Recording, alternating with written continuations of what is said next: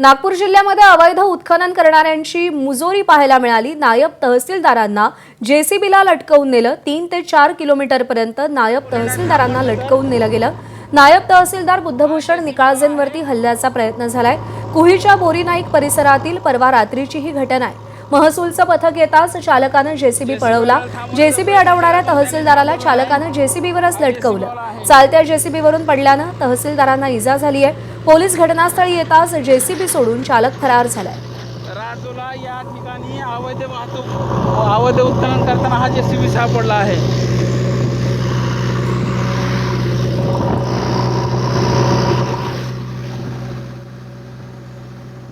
3 ते 4 किलोमीटर त्यांनी मला तसंच मी जेसीबीला लटकलेल्या अवस्थेत असताना त्यांनी 3 ते 4 किलोमीटर जेसीबी पळवून नेण्याचा प्रयत्न केला।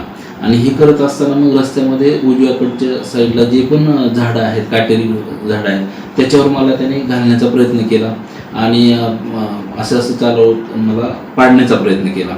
पण मग शेवटी आमची टीमचे पण पाठलाग करत होते आणि पुढून मग पोलीस स्टेशनची गाडी ज्यावेळेस फिरतीवर होती, ती गाडी ज्यावेळेस बघितली त्यावेळेस तो थांबला आणि थांबल्यानंतर तो तिथून पळून गेला।